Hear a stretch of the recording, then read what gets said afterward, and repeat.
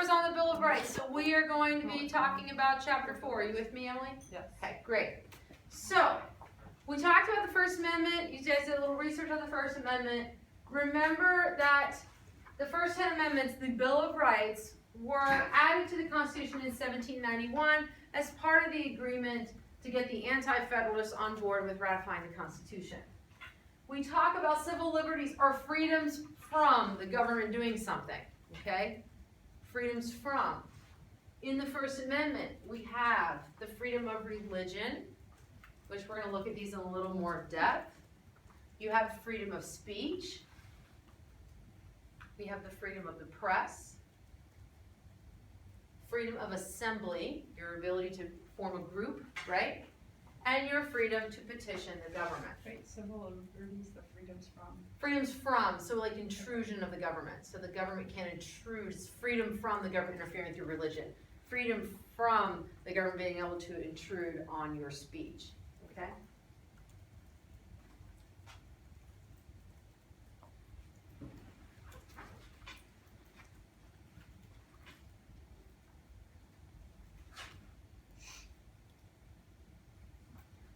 Whenever I say First Amendment rights, though, which ones come to mind? When someone says, "Oh, it's against the First Amendment," we always think what? Freedom of speech. Speech. We almost always think speech.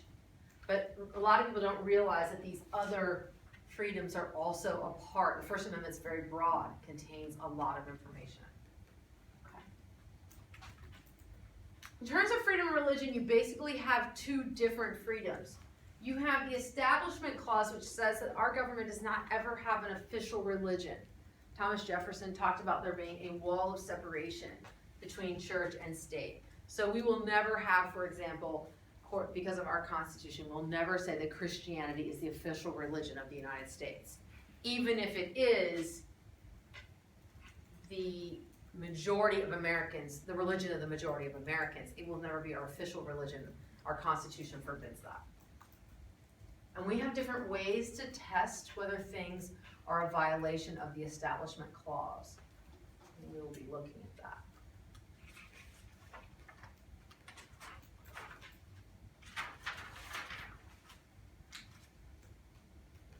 We also have free exercise, freedom in practice. You can practice your religion however you wish, with only a few exceptions. If part of your religion, for example, was human sacrifice, you would not be allowed to do that, okay? There are few exceptions, very few exceptions. But we will be looking at cases of those also. Now, freedom of speech. Freedom of speech has many parts. Speech is spoken, what you say, and it's also symbolic speech. The famous court case Tinker v. Des Moines, where the students wore black armbands to protest the Vietnam War. That went to the Supreme Court, and the court said that that was symbolic speech. What else have we talked about as symbolic speech that is allowed under the Constitution?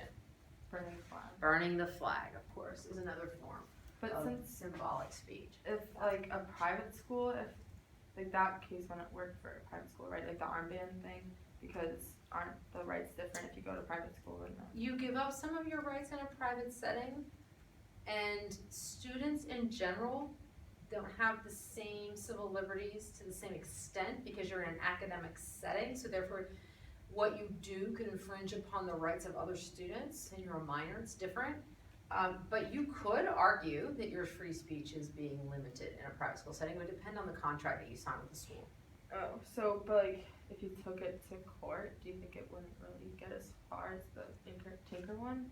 In a public case, it would be hard. In a private school, it would depend on what your handbook said. Okay. If you knowingly went into it agreeing and giving up some of your rights to free speech, then it might be allowed. Okay. Now with press, as we've said, there's no prior restraint. There's no prior censorship. The New York Times can print whatever they want. Okay? That case was done within the court case Neer versus Minnesota, and you do need to know that that's the prior restraint case. That's the case that said that the government cannot restrict what the press prints or says. However, what is the only exception to that? A libel? No.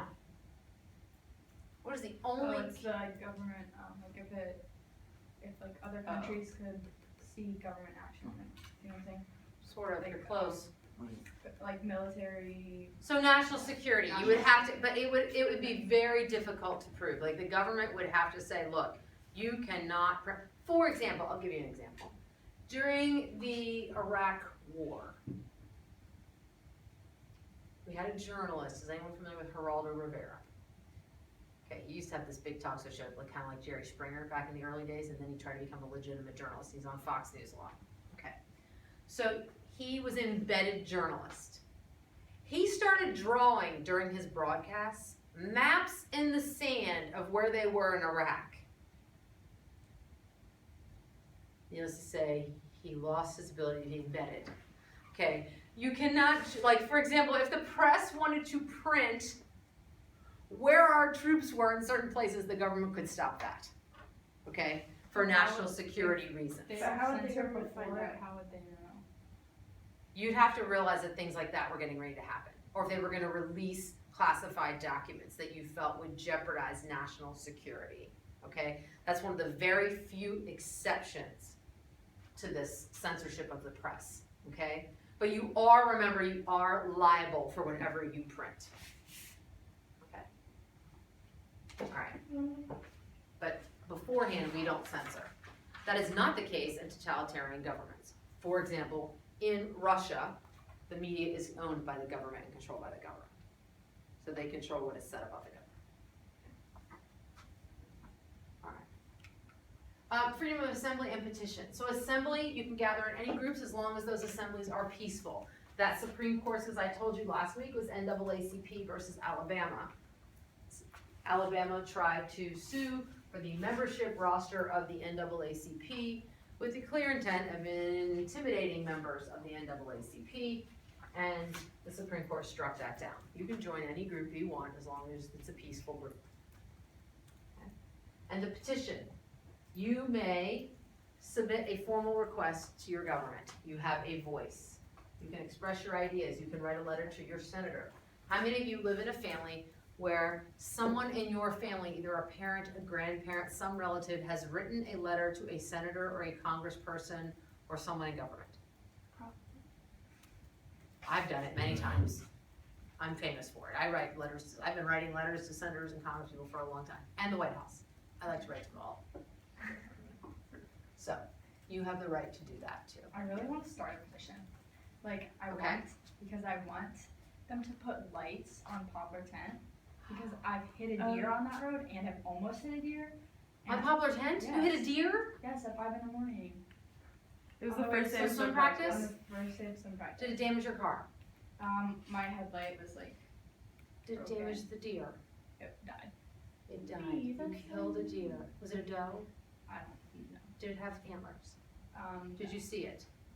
It Yes, was the it's scariest thing of my life. It is scary and it can be Because it was dangerous. so foggy, and then like I didn't even have time to react. I just screamed. Well, you do understand that this is one of my husband's pet peeves on the highways, on 85 in particular, and 77. If you look, a lot of the street lights are burned out. The light bulbs are burned out, so that's why the highways are dark. It's because the city and the state, nobody can agree whose job it is to change the light bulbs. What? It's been in the paper. So Who put annoying. it there? Who put them there? I don't know, it's a highway, right? Yeah, but So when whose whoever- responsibility is it to change the light bulbs? That's the state's. But They're arguing over jurisdiction of the light bulbs. Meanwhile, you drive down the highway and it's dark. wait, So but if you have an injury, if you have like car trouble, you have to park in the dark underneath a perfectly good, If your car dies, Light. you won't have lights. right? Yeah. To the side of the road in the dark when because someone won't change the light bulb. wouldn't it just be whoever put the lights up in the first Well, that's place? contracted, right? So, but whose responsibility is it? The Because state. we Who share, contracted we have them? overlapping responsibilities with federalism for highways. Someone just needs They to give do us it. money. It doesn't matter. You would think, right? But it's not that Oh my easy. God. But yes, start a petition I for watched lights on it. Poplar Tent. That makes total sense. We should petition the government. I think Maybe, oh no, it was Poplar Tent.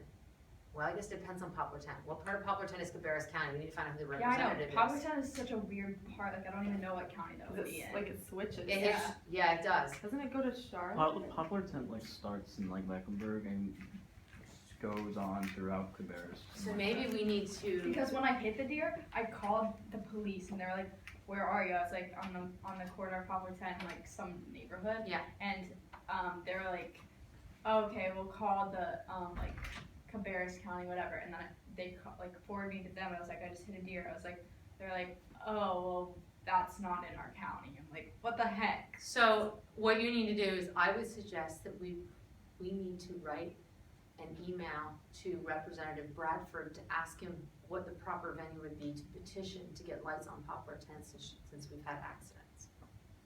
I like that idea. We tried to get, so I don't really, I don't like the name of the road. Oh, it's McCord. Yes, Like McCord, Basando, yeah, where it meets Rama Church. yes. So, like, there's this high school that died there because he went forward and hit a tree, like, because he didn't know that you were supposed to turn, but, like, Okay. I think he was Where? McCord and Rama Church, Mhm. like, right near my house. Yeah. you know? Yeah, So, like, there was this, like, teenager, and, like, he was, like, really mad at his girlfriend. Like, it was all he was distracted, okay. Yeah, and so like he was like going super fast, and I think he might have been drinking, but I don't know. But like there's a stop sign, but it doesn't say whether you can go. Like there's not like a yellow sign, you know, saying Right. like, oh wait, this way or this way. Right. Oh, And so, isn't like, that, isn't yeah, that that a weird one's a curve where you have Yeah, to, it's the like, weird- I know it's what sort you're of talking And about. like there's sort a of hill, doesn't like you can't Yeah. see if people are coming. Right. Right. So you just gotta Yeah. guess and like. I know exactly. So what you you're tried talking to get about. someone to put Yeah, some my sort of mom their like called signage and like there? wrote so many letters trying to Yeah. get a sign there, and they're like, they were like, that's well, terrible. we've been trying to get like someone to put a sign there, but like. There's be so many accidents, so many Yeah. reports. Yeah, Yes. and like It's there a has been. statistical thing. There's been like enough to get a sign there, but they're like, oh well, we don't know, we can't decide like who's gonna put the sign there. My mom's like, give me the sign, I'll put it there. Yeah, exactly right. So like my It's mom's terrible. like trying to find one to buy, like Oh my staple on the God. tree. Terrible, it's terrible, So like, but that is a problem, I know, it's just sad, like. very sad. Now, you do have some limits on your First Amendment rights. As I said before, slander and libel are not protected. Slander is Spoken? spoken. I always remember that because of the S, right? So anytime you say something with malicious intent that you know is a lie, slander, libel is stuff that is written, right? They're not protected. So It's not an absolute freedom. When your civil liberties interfere with the rights of someone else, that's when they may be restricted. And we will look at Supreme Court cases and give us examples of those.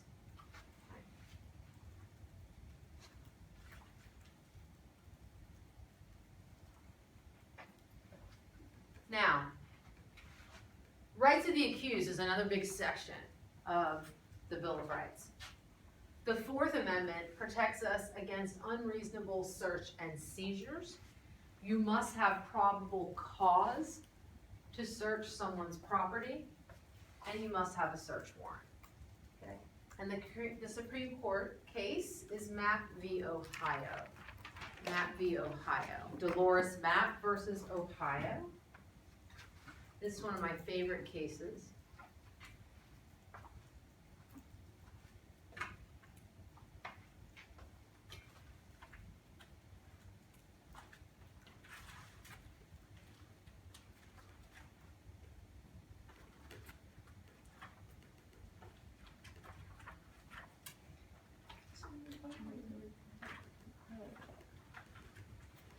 And we're gonna do some in-depth research. We'll look at Dolores Mapp and her case.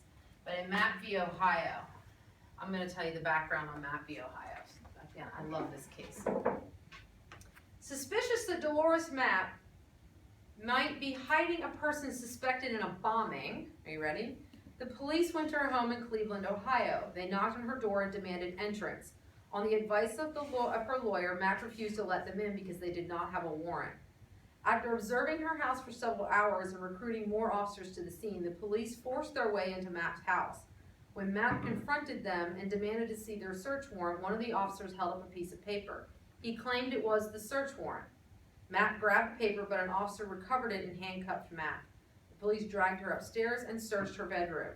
Finding nothing more they went to the other rooms in the house, including the basement. As a result of their search of the basement, the police found a trunk containing pornographic books, pictures, and photographs. They arrested Mapp and charged her with violating an Ohio law against the possession of obscene materials. At the trial, the police officers did not show Mapp and her attorney the alleged search warrant or explain why they refused to do so. Nevertheless, the court found Mapp guilty and sentenced her to jail. Mapp and her attorney appealed the case to the Supreme Court of Ohio. Mapp's attorney argued that because the police had no search warrant, their search of her basement was illegal. Because the search was illegal, he said, the evidence gained from the search was also illegal. Illegal evidence should not have been allowed in Mapp's trial. In the ruling, the court disagreed and said that because the evidence was taken peacefully from the trunk rather than by force from Mapp, it was legal. As a result, Mapp's appeal was denied and her conviction upheld. It gets better. Mapp then appealed her case to the Supreme Court of the United States. The case came down to this fundamental question. Is evidence obtained through a search that violates the Fourth Amendment admissible in state courts? The Fourth Amendment states the right of the people to be secure in their persons, houses, papers, and effects against unreasonable search and seizures shall not be violated, and no warrant shall issue but upon probable cause, and particularly describing the place to be searched and the persons or things to be seized. The Fourth Amendment, however, does not define when a search or seizure becomes unreasonable. It also does not explain how evidence obtained from the unreasonable search should be treated. Mapp's case was not the first to ask this kind of question. All right. In 1960, the Supreme Court agreed to hear Mapp's case and determine whether the Fourth and 14th Amendment, which said the Fourth Amendment applies to the states, prohibited state officials from using evidence obtained in an unreasonable search. And the decision was handed down in 1961. Now, basically, the Supreme Court, our holding is that the exclusionary rule is an essential part of both the Fourth and 14th Amendment, and there is no war between the Constitution and common sense. So basically, it said, since the Fourth Amendment's right of privacy has been declared enforceable against the state through the Due Process Clause of the 14th Amendment, is enforceable against them by the same sanction of exclusion as is used against the federal government. So basically what it said is that it's the exclusionary rule. It established the exclusionary rule. Okay? Exclusionary rule.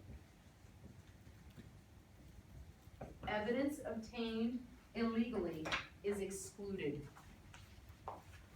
Now, the courts have watered this down some now. They have said that if the police had probable cause and had good intent, a lot of times they will allow it to be admissible. But in this case, they were looking for what in her case? Stuff. They were looking for a fugitive that they suspected in a bombing, okay? They didn't have a search warrant. They eventually fraudulently claimed to have a search warrant after waiting outside her house, right? Held a piece of paper, set up a search warrant, never showed it to her. Went into her house, didn't find the fugitive, but while there, they found what we call a trunk. It's lovingly called the treasure trove of porn case. That's how you'll never forget Mapp v. Ohio, the treasure trove of porn case, okay? Because in this thing, they went looking for a fugitive and instead found a trunk in the basement full of porn. Is that still illegal in Ohio? What? Illegal to possess porn? I don't know. Probably not. But What year was this map? 1960. Oh, okay. So think about that. So they opened this up and they found material. So they found something illegal under Ohio state law that was not the purpose of their search, right? So your search warrant says, I'm looking for this and this is why. What, are you looking at a picture of her? I'm not allowed to look it up on this apparently. You can't because it says porn in it. So it's Let me just obscene look up material. porn. Oh, stop. So the treasure trove of It porn lets me case. look up porn, but it won't let me see it. Okay, so Delora Mapp was arrested under this for owning obscene materials. When she got to the Supreme Court, they said, look, you can't just go in someone's house and search for whatever you want, or whatever you come upon. Mainly, it usually has to be in plain sight. Now, if you go in there looking for example, are you looking it up? Is she African American? I don't remember. Or maybe like she's. But when you go into someone's home, can the police come into your house looking for someone and they see illegal drugs sitting out? Can they do something about that? If their search warrant doesn't say anything? Yes. Yes, they can because it's out in the open. Well, wait, yeah.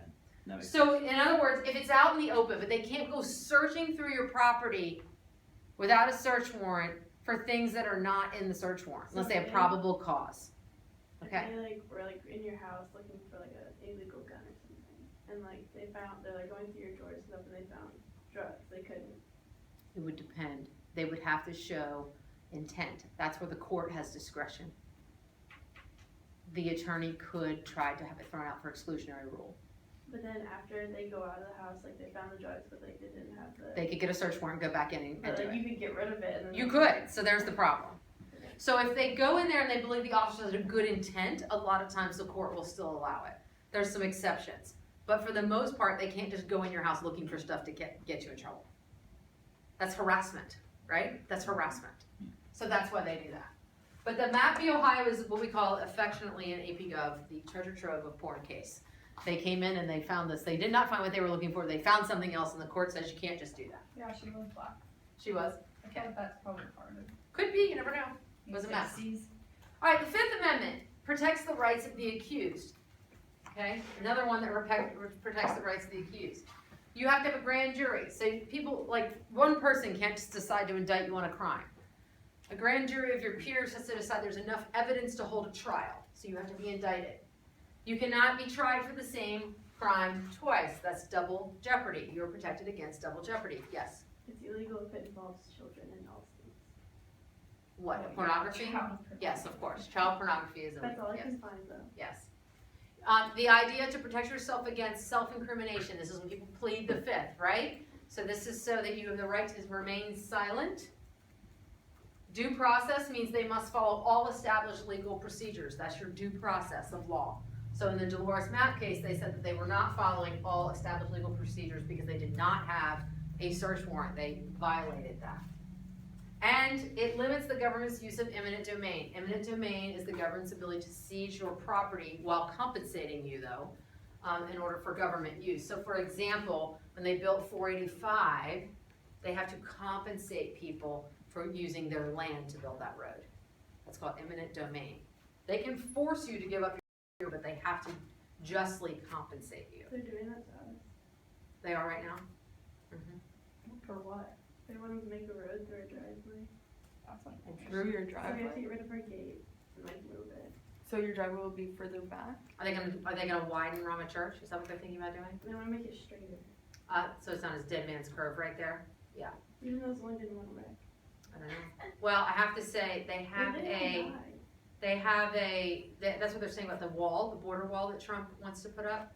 So I guess in 2006, the Bush administration tried to put a wall up and has ordered the building of a wall in a certain section near the Rio Grande, and 300 court cases came out of that, of eminent domain, of people arguing about it, about what's just compensation and things like that. So what they predict is with this wall, that they will have a plethora of court cases. It's going to be big. Some people want the wall, some people don't want the wall cutting through their property. So it's very interesting. So it's never that simple. But this says the government can't just do whatever it wants. It has to, give you a fair compensation. It has to give you market value for the property, various things. And they have a formula that they use. So. Yeah. If, like, say they want to tear down your house so they can make a highway or something, Yes. and your house is worth like $500,000, so they'd have to give you at least that. Yes. Okay. Correct. They would have to give you that. And they would probably have to give you some sort of damages for being forced to move, like cover those expenses and things like that. That's so much. So like if they build the wall and people, like that would be a lot of money. So did you hear the NPR story on that? They didn't, because you and I both listen to it in the morning, right? I think. Sometimes. I was gonna say, There was a great story of, there was a woman who's 81 years old and the wall was gonna cut through her backyard, like through her property. In order to go to one part of her property, she was gonna have to go through this giant, she had a giant gate with the government, like this huge metal gate, this problem, so it bisected her property. It blocked her view of the Rio Grande, things like that, so that was kind of upset. So she didn't want the wall. So she was fighting it. Her next door neighbor, who was a legal, he had become a naturalized citizen, became a citizen, okay? Mexican American, wanted the wall. Why did he want the wall? Because he had people coming through his property who were constantly taking showers in his outbuildings and doing things. He was having difficulty with people, illegals coming through his property all the time. He wanted the wall. So it was fascinating that there's just gonna be these issues, but his compensation wasn't that much. He took a lower compensation than what she was ultimately offered because he wanted the wall. The whole thing is really interesting, but it was talking about the number of court cases that this wall is. It's not just as simple as building the wall. Yeah. It's gonna take years of litigation to build the wall. So, unless it's public property. So you So, allowed to move, wait, I don't remember. What is it called where you put dead people? Cemetery? yes. Are you allowed to like do that to cemeteries? 'Cause we live next Yes. to- Yes, but there's a way to do it. Because They try not to. that's where You would have to show a huge need. They usually go around them. What would they do? Hmm? What do they do? because there's one right next to my house, so Right. I don't know the plans, but like I guess they're gonna have to go through there. Sometimes they do, and sometimes they go around them. Usually they go around them. All right, so the Sixth Amendment is another one that has to do with defendants' rights. Okay, you have to be told exactly why you're being held, because remember, under the days of the king, they could just sort of throw you in jail at the whim, right? You have to know the charge. You have the right to a trial by jury, although you can waive that right in some cases and have a bench trial where the judge decides it. You have the right to a speedy trial. You can't just hang out in prison and languish there for a long time. All right? And in the same area the crime took place, rather than sending you away for a trial. You can question all the witnesses. You have to know who they are. Anyone who accuses you or is a witness against you, you have the right to question. You can call witnesses in your own defense, and you have the right to a lawyer, even if you cannot afford one. That is Gideon v. Wainwright.